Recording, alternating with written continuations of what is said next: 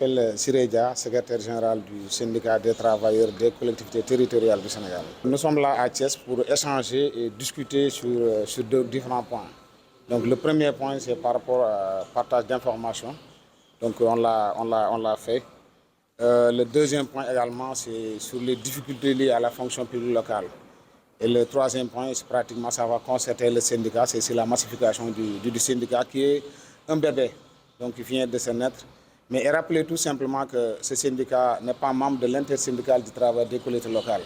Et dire également au ministre qu'il comprend que quand il convoque l'intersyndical, il est là pour tout le monde. Il doit convoquer tous les syndicats. Il n'y a pas que l'intersyndical des collectivités locales qui est là. Ça, c'est où l'intersyndical s'ouvre aux autres syndicats qui sont là dans les collectivités locales. Mais le ministre, il est là pour tout le monde. Il ne peut pas, dans un pays comme le Sénégal, convoquer uniquement une partie et laisser également l'autre partie. C'est le ministre de l'urbanisme, Balla Moussa Fofana. Nous l'interpellons directement afin qu'il évite ce que ses prédécesseurs ont fait. Parce que ses prédécesseurs convoquaient uniquement l'intersyndical. Et je leur ai dit, et je leur ai toujours dit, que nous ne sommes pas membres de l'intersyndical. Ce que l'intersyndical fait l'engage. Parce que nous ne sommes pas jusqu'à présent membres de l'intersyndical et que l'intersyndical refuse de nous intégrer dans son entité. Voilà. Et soit l'intersyndical s'ouvre, ou bien le ministre convoque tout le monde. Nous sommes tous fils de ce pays. Voilà. Ça, c'est un deuxièmement. Le deuxième point, c'est par rapport à la fonction publique locale. Aujourd'hui, la fonction publique locale, c'est depuis 2011. Il faut comprendre que le Code général des collectivités locales est en 2013. Et qu'actuellement, dans tout le pays, le Code est appliqué. La loi 2013 est appliquée par les représentants de l'État. Mais la loi 2011, qui est venue 2 ans, qui est venue bien après, jusqu'à présent, cette application n'est pas effective. Donc, il y a beaucoup de ministres qui disent et qui disent partout que la fonction publique locale est effective. Nous sommes ces travailleurs. Nous sommes dans les 600 et 500 collectivités locales. Nous savons que la fonction locale n'est pas effective. Et que nous sommes là depuis la création de la loi, depuis 2011. Lorsqu'on votait la loi à l'Assemblée nationale, on était là. Lorsqu'on votait les décrets, on était là. Et c'est pourquoi lorsque le Premier ministre fait sa déclaration par rapport à la fonction publique locale, c'est vrai que beaucoup de collègues syndicaux l'ont interprété d'une autre manière, mais nous n'avons pas la même vision. Le Premier ministre a émis un avis. Ça, c'est son avis. Il a fait une lecture. Il a fait une analyse d'une situation. Mais jusqu'à présent, nous, en tant que Citrac, on n'a pas entendu le Premier ministre dire que cette application-là ne se fera pas. Et il sait, en tant que maire, en tant qu'ex-maire, en tant que aussi ex-député, il sait pertinemment que ça a été légiféré par l'Assemblée nationale. Donc il sait que ce qui sache la loi, c'est la loi. Il va falloir ramener la loi à l'Assemblée nationale. Et ça, il ne l'a pas dit. On ne sait pas pour le moment ce qui est dans sa tête, mais jusqu'à présent, il ne l'a pas dit, il ne l'a pas prononcé. Mais c'est de dire que le jour où il le fera, vraiment, nous serons là. Mais pour le moment, il ne l'a pas dit. Nous demandons aux collègues de revoir et de réécouter vraiment les propos du Premier ministre. Et de dire au Premier ministre que les travailleurs des collectivités locales souffrent. Ils souffrent. Nous en savons beaucoup de choses. Nous avons autant de collègues qui sont décédés et qui ont laissé des dettes sur des listes des hôpitaux. Nous avons autant de collègues qui sont malades et c'est eux qui se prennent en charge. Aujourd'hui également, il y a les chauffeurs communaux qui sont là. Les chauffeurs communaux, jusqu'à présent, ils ne sont pas dans le fichier de la fonction publique locale. Même s'il y a une omission. Mais la loi, elle est faite par des hommes. Je crois qu'aujourd'hui, quand on doit réviser et régler certains injustices, c'est le cas des chauffeurs communaux. Il y a aussi des retards de salaire. Oui, il y a les retards de salaire, il y a le problème des chauffeurs de communaux, mais également, il y a beaucoup de collègues qui sont dans ces collectivités locales-là pour vous dire que la fonction locale n'est pas effective, qu'on ne verse pas IPRES, qu'on ne verse pas la caisse de sécurité sociale. Comment on peut employer un agent? On ne verse pas les cotisations sociales pour cet agent. Comment on peut employer un agent? Et ça me permet également de revenir, d'interpeller directement le maire de Djanga dans le Sédhiou. Et qui s'est réveillé un beau matin, comme si nous ne sommes pas dans un pays où il y a les lois et les règlements, et qui a libéré d'une manière abusive un agent qui s'appelle Mamoudou Salif Diallo. Et sa maison a été brûlée. Jusqu'à présent, il n'a reçu aucune notification venant du maire. pour le licenciement. Mamadou Salih Diallo souffre. Nous cotisons des fois pour l'envoyer pour sa petite famille. Mais le maire, il est là-bas et à chaque matin, il va au bureau. Et le maire refuse de lui payer son salaire. Mais ça, c'est une violation de la loi. Où est le sous-préfet qui est là-bas, qui est le représentant de l'État, qui, le Code général d'école, en son article 270, lui a donné tous les pouvoirs de contrôle de légalité et de contrôle de budgétaire.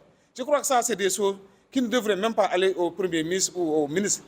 Le représentant de l'État, quand il applique l'article 270 dans sa commune, on te dit que tu représentes le Premier ministre, le président de la République, tu représentes le ministre. Mais là, tu as tous les pouvoirs.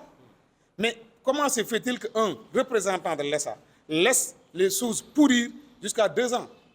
Et il est là pour régler les problèmes. Donc nous interpellons également le sous-préfet, vraiment pour qu'une solution vraiment soit faite dans les plus brefs délais. C'est lui qui approuve le budget, nous savons. Nous sommes des secrétaires municipaux. C'est lui qui approuve les budgets. Donc il reçoit les courriers et les courriers de cette commune. Il parle avec le maire. Il peut trouver des solutions. Au-delà de lui, c'est le préfet du département. Au-delà de lui, c'est le gouverneur de Sédhiou. Et que cette question a été même, le gouverneur de Sédhiou a été même saisi de cette question. Et même le préfet du département. Toute la région de Sédhiou, ils sont au courant de ça. L'autre élément, c'est par rapport à l'application des textes de la fonction publique locale. Jusqu'à présent, vraiment, les gens souffrent. On avait parlé de la formation diplômante des agents. Cette formation-là permettrait des agents de quitter de la hiérarchie B pour aller vers la hiérarchie A. Et jusqu'à présent, cette formation, elle n'a pas encore faite. L'autre élément, c'est par rapport au Centre national de la fonction publique locale. Nous interpellons également le centre. Après ce travail de recensement qui a été fait, mais les résultats, nous les avons reçus par WhatsApp. Aucun maire jusqu'à présent n'a été notifié de ces résultats. Mais je crois quand même si, quel que soit ce qui existe par rapport à ça, le directeur du centre, ou j'allais dire même le ministre de l'urbanisme, doit pouvoir notifier aux maires les listes des agents qui sont admis à être fonctionnaires des collectivités locales. Mais les gens ont reçu ces listes-là par WhatsApp. Et depuis, c'est bouche bée. Personne n'en sait rien. Personne. Donc, entre le ministère des Finances et le ministre de l'Urbanisme, vraiment, il faut qu'ils rétablissent leur communication par rapport à la fonction publique locale. Il y a un blocage. Et que le président Bassirou Diomaye Faye, qu'il sache que les 12 ans du président Macky Sall, certes, il a fait pour les collectivités locales, on ne le nie pas. Mais nous, agents des collectivités locales, nous, vraiment, nous n'avons rien senti. Parce qu'il devait avoir le parti, il devait terminer la fonction publique locale. Mais malheureusement, ça n'a pas été fait. Il était là, on était là avec lui lorsqu'il était ministre de l'Intérieur et des collectivités locales. On était là lorsqu'il était ministre de l'Intérieur, lorsqu'il également était Premier ministre, lorsqu'il était président de l'Assemblée nationale et avec ses 12 ans de présidence. Voyez, donc nous l'avons accompagné et très sincèrement, on croyait que lorsqu'il était là, c'était une aubaine. Et j'avais dit, dans la salle de délibération du ministère des collectivités locales, j'avais dit qu'aujourd'hui, il n'y a plus d'espoir pour ces agents de travail des collectivités locales. Je l'avais dit devant le secrétaire général. Et je peux continuer à le répéter, parce qu'il n'y a aucun issue actuellement qui existe. Les travailleurs sont oubliés et sont fatigués. La preuve, l'augmentation des salaires des maires, autant a été décrétée, autant a été payé. L'augmentation des salaires des percepteurs, autant a été décrété, les indemnités des percepteurs, autant a été décrété, autant seront payés. Et pourtant, les augmentations des tailleurs, les travailleurs, c'est les parents pauvres. De ce que l'État fait pour les percepteurs, vraiment, on ne s'en mêle pas. De ce que l'État fait pour les maires, on ne s'en mêle pas. Mais quand même qu'ils sachent qu'il y a entre les maires et les percepteurs, il y a des travailleurs qui sont là-bas. Et qu'on règle ce problème. Et nous interpellons également l'intersyndicale pour leur dire que ce problème-là ne se règle pas par la grève. Il faut qu'on change de forme de lutte. Parce que tout simplement, qu'ils le sachent, ils peuvent rester dans leur bureau et dire que les gens sont en grève. Et je le dis et je le répète partout. 70% des collectivités locales ne vont pas en grève. En tout cas, qui sont dans le monde rural. Les gens sont en train de travailler. Donc quand ils parlent, ils peuvent parler des communes ou bien qu'ils citent les communes qui sont en grève. Ce n'est pas pour se désolidariser, mais c'est pour dire la vérité. On ne peut pas continuer à faire des grèves durant 18 mois. Il n'y a pas d'impact. Nous sommes des SM, nous sommes des cadres des collectivités locales. Nous analysons. À Dakar, à Saint-Louis, à Thiès, on paye les salaires. Les marchés sont passés. Les entrepreneurs sont payés. Où est la grève? Les collectivités locales, il n'y a pas que le service de l'état civil. Il y en a d'autres. Vous pouvez trouver plus de 5 ou 7 autres services. La grève n'est pas largement suivie. Non, elle n'est pas ça, je le dis. Et c'est moi qui l'ai dit. La grève n'est pas largement suivie.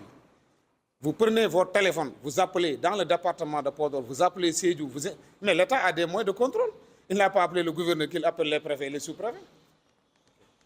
Dans le monde rural, je parle de monde rural, maintenant les villes, ils peuvent eux faire leur grève. Mais dans le monde rural, et je dis, ce que je dis est vérifiable.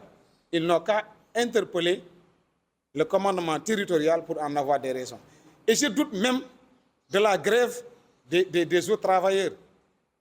Parce que tout simplement, je l'ai dit tout de suite, à la fin du mois, tous les travailleurs de la ville de Dakar, de Thiès, de Saint-Louis, des grandes villes perçoivent leur salaire. Mais il y a des commissions de réception, il y a la commission des passations des marchés, il y a les chauffeurs qui sont là. Vous demandez au trésor, tout le monde, chaque jour, les gens sont là-bas. Donc où est la grève? Il n'y a pas d'impact. Ce n'est pas méchant ce que je dis, c'est pas pour mais c'est demander à nos camarades de changer la forme de lutte. On peut aller vers des assises devant le ministère de l'urbanisme. On peut organiser une marche de jet d'eau au ministère comme on l'avait fait avec le ministre Alusso. Je crois que voici ce qu'on peut faire pour vraiment faire bouger et avancer les choses.